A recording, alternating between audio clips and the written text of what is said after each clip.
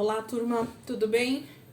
Bora lá para a nossa leitura, semana 19, começando aí a segunda-feira, debaixo da palavra de Deus, debaixo da bênção do Senhor, né? Você que acordou hoje já, se não agradeceu, agradeça, porque mais uma semana o Senhor tem nos concedido. Mais um dia de vida o Senhor tem nos concedido. E quando Ele nos concede isso, porque Ele tem mais para nós, né? Ele tem algo maior para nós nesse dia. Ele tem um pouco mais da porção dele sobre nós. Então é nisso que a gente tem que estar cada dia mais pautado, né? Alicerçado. Deus tem algo poderoso para fazer em nós e através de nós. Esse tem que sempre ser o nosso foco para o nosso dia a dia. Vamos lá, gente? Então, nós estamos seguindo aí na nossa leitura cronológica, essa semana 19, a gente segue dentro do livro de Salmos, 2 Samuel, 1 Crônicas, então a gente tem bastante coisa aqui essa semana para ler e meditar em nome de Jesus. E hoje, segunda-feira, esse primeiro dia, né, da semana 19, finalzinho do mês, estamos aí já no dia 29, né? Amanhã é o último dia do mês de abril. A gente vai ler Salmos 103, 102, 103 e 104. Então, a gente vai ler 3 salmos que provavelmente foram escritos por Davi nesse momento da história dele, né? Com o início do seu reinado. Salmos, então, 102 diz assim: Ouve a minha oração, Senhor. Chega a ti o meu grito de socorro. Não escondas de mim o teu rosto. Quando estou atribulado, inclina para mim os teus ouvidos. Quando eu clamar, responde-me depressa. Esvaem-se os meus dias como fumaça, meus ossos queimam como brasas vivas. Como a relva ressequida está o meu coração. Esqueço até de comer. De tanto gemer, estou reduzido a pele e osso. Sou como a coruja do deserto, como uma coruja entre as ruínas. Não consigo dormir. Pareço um pássaro solitário no telhado. Os meus inimigos zombam de mim o tempo todo. Os que me insultam usam meu nome para lançar maldições. Cinzas são a minha comida, e com lágrimas misturo o que bebo. Por causa da tua indignação e da tua ira, pois me rejeitaste e me expuseste para longe de ti. Meus dias são como sombras crescentes, sou como a relva que vai murchando. Tu, porém, Senhor, no trono reinarás para sempre, o teu nome será lembrado de geração em geração. Tu te levantarás e terás misericórdia de Sião, pois é hora de lhe mostrares compaixão, o tempo certo é chegado. Pois as suas pedras são amadas pelos teus servos, as suas ruínas se enchem de compaixão. Então as nações temerão o nome do Senhor, e todos os reis da terra a sua glória. Porque o Senhor reconstruirá Sião e se manifestará na glória que ele tem. Responderá à oração dos desamparados, as súplicas não desprezará.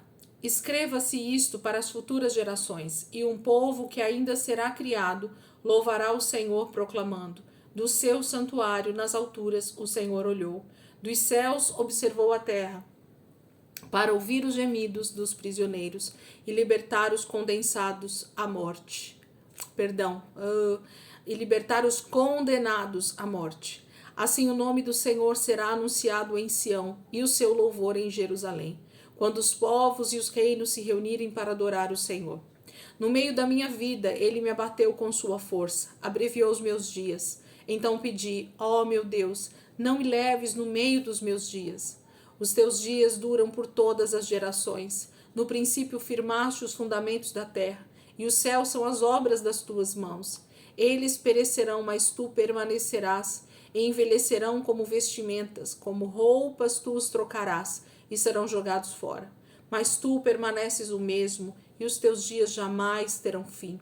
Os filhos dos teus servos terão uma habitação, os seus descendentes serão estabelecidos na tua presença. O salmista começa, né, pedindo esse socorro do Deus Todo-Poderoso, só aquele que é o único que pode trazer o alívio, a sua dor, a sua angústia, a perseguição que ele segue, mas ele continua, né, do meio do salmo em diante, engrandecendo, fazendo promessas que são perpétuas, né? O Senhor vai impulsionando o salmista a lembrar das promessas, a lembrar daquilo que ele já disse que vai fazer por Sião, que vai fazer pelo seu povo, que vai estar com eles eternamente, né? Então aí ele começa inclusive a profetizar de forma escatológica, falando sobre o tempo do fim, sobre o reinado eterno de Cristo sobre essa terra.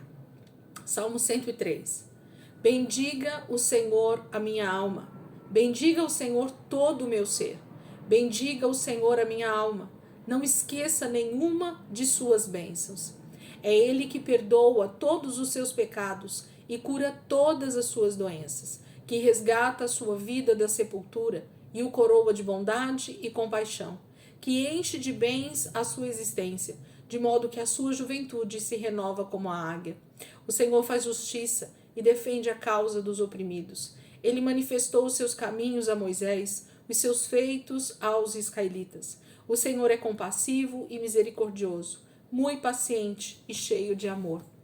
Não acusa sem cessar, nem fica ressentido para sempre.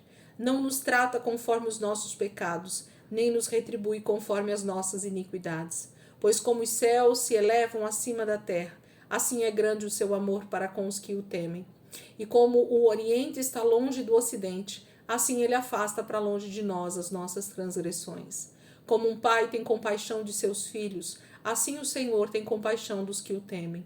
Pois ele sabe do que somos formados, lembra-se de que somos pó. A vida do homem é semelhante à relva, ele floresce como a flor do campo, que se vai quando sopra o vento. Tampouco se sabe mais o lugar que ocupava. Mas o amor leal do Senhor, o seu amor eterno, está com os que o temem, e a sua justiça com os filhos dos seus filhos, com os que guardam a sua aliança e se lembram de obedecer aos seus preceitos. O Senhor estabeleceu o seu trono nos céus, e como rei domina sobre tudo o que existe. Bendigam o Senhor, vocês, seus anjos poderosos que obedecem a sua palavra. Bendigam o Senhor todos os seus exércitos, vocês, seus servos que cumprem a sua vontade. Bendigam o Senhor todas as suas obras, em todos os lugares do seu domínio. Bendiga o Senhor a minha alma. Maravilhoso, né? Salmista engrandecendo e colocando quem é esse Deus Todo-Poderoso, dando todos os atributos de Deus durante o seu salmo, né? Durante esse momento em que ele pede para que ele bendiga o Senhor, para que ele se lembre dos seus benefícios, dos seus feitos, né?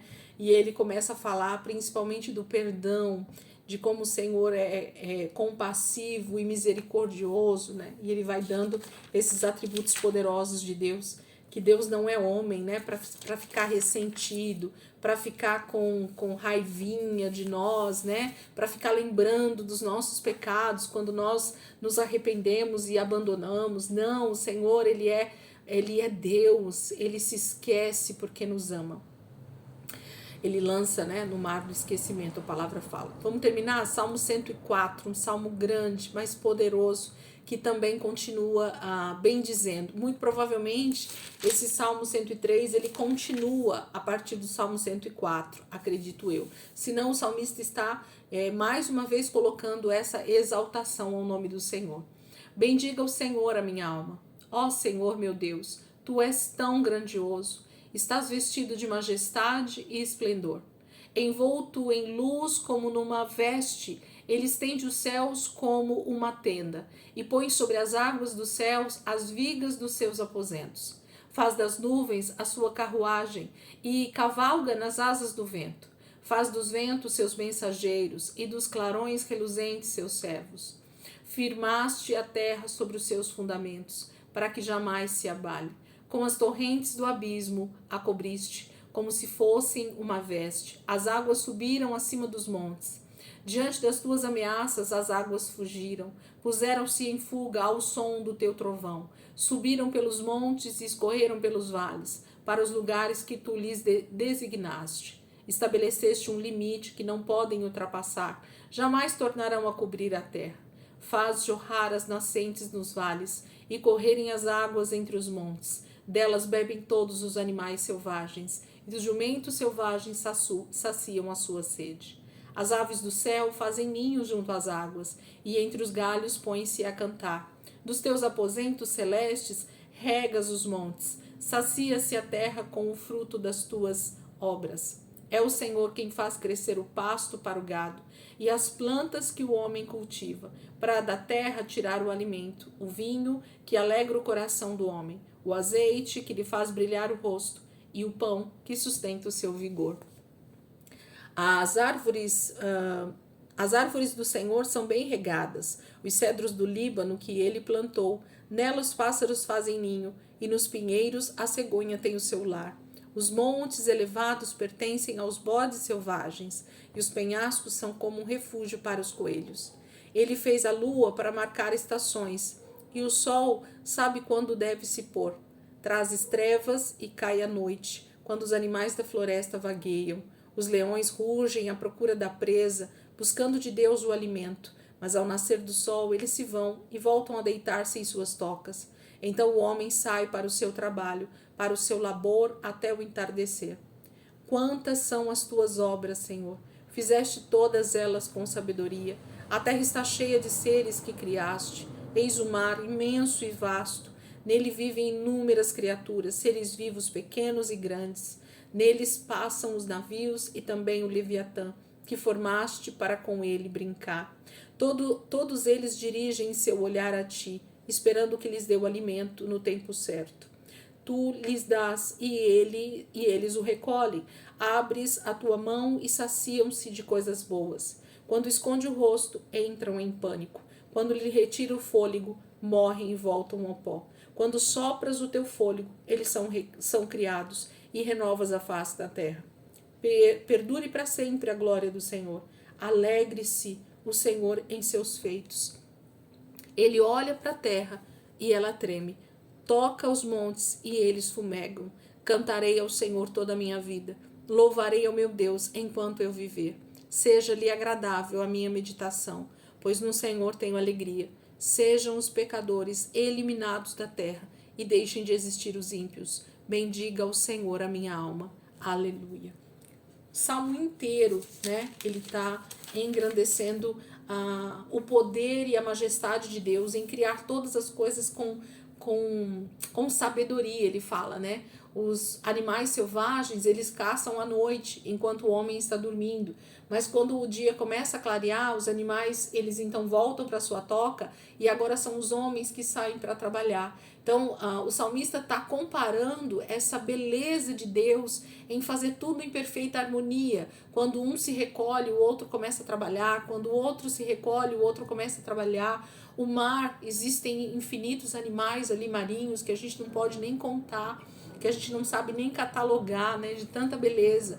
A natureza, ela demonstra o tempo inteiro a glória de Deus, né? E ele vai meditando nisso, ele vai falando nisso. Isso fala muito sobre contemplação, né? Nós, seres humanos, por conta da correria, do estresse do nosso século, nós perdemos essa maneira de adorarmos a Deus, de estarmos com o Senhor, que é através da contemplação, né? Olhar toda a beleza da criação e contemplar a Deus em tudo isso, né? Então a gente perdeu um pouco dessa essência, mas para o Senhor possa nos fazer voltar aos poucos a essa plenitude de contemplá-lo em tudo, olhar para a natureza, olhar para a criação e ver Deus em cada partícula, em cada galho de árvore, em cada folha, em cada fruto, que ele é diferente na sua cor, no seu sabor, né? No seu cheiro. Então o Senhor, ele é poderoso e demonstra o seu poder em todas as coisas. Amém, queridos?